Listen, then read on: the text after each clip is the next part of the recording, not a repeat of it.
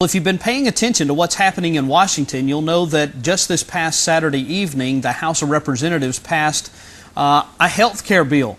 Government now is not only involved in your banking, owning the automobile industry, now they're also involved in your health care. So if you were not happy with the solutions that they gave you in all those other areas of life, you have nothing to worry about because they're going to come up with the perfect solution for your health care problems.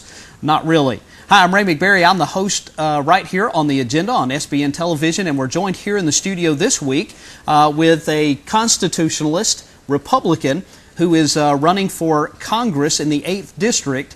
And Valerie is, you're from Warner Robins. That's correct. And so Valerie Meyers, thank you and welcome to the program. My pleasure.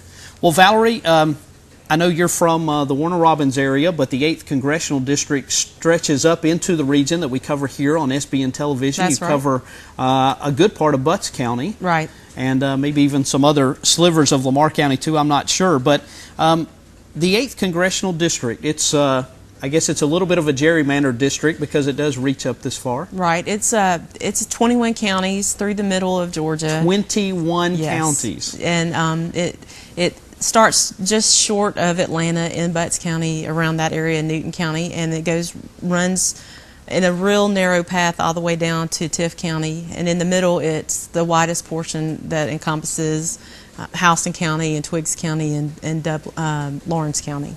That's quite a large area yes, to be covering. Now, I guess, Valerie, in starting out, many of the viewers will not be familiar with you yet. So let's just introduce you. Okay. If you would, just tell us a little bit about yourself. Well, I am Valerie Meyers. I'm a mother of two. I have a son and a daughter who are 10 and 7, and they attend public schools in Houston County.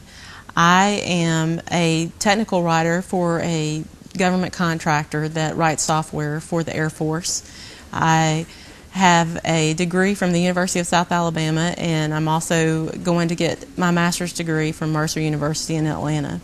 I've been involved in Republican Party politics in Houston County for 2 years and served most recently as the 3rd Vice Chair in the 8th Congressional District. Wow, well, that's quite an accomplishment to get that much done in such a short period of time there. Well, I've really enjoyed it. The people in Houston County, where I'm the most active, are really great folks, and they trusted me to get me elected to 3rd Vice Chair.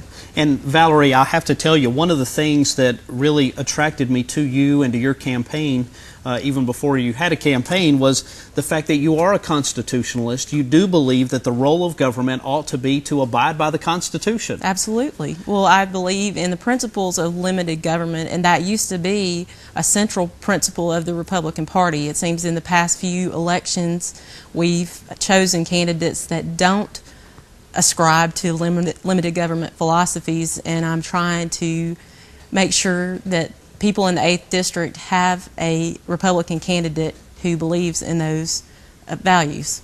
Well, you and I certainly have something in common there. We're both fellow Republicans, but I agree with you. We've been giving people a pass at the ballot box for a long time just because they had an R beside their name or a D beside their name, and we need to start electing candidates who genuinely believe in those principles of the Founding Fathers and get back to that. Absolutely. We should be voting for people based on their principles and not for their party affiliation. I totally agree with you. Now, the fellow who is currently the congressman from the 8th Congressional District, he's gotten, well, he has an unfan club, I think, in Middle Georgia. I know there are a lot of people who are not happy with him. Jim Marshall, he's the Democrat incumbent there, and he really, he's not a good guy. He certainly hasn't followed the Constitution. Right. So, he votes with Barney Frank 85% of the time in the House. Comparing him to... Who's one of the most liberal Democrats that there is. Absolutely. And, you know, some folks have said that he was a pretty good guy and that, you know, he's a conservative Democrat.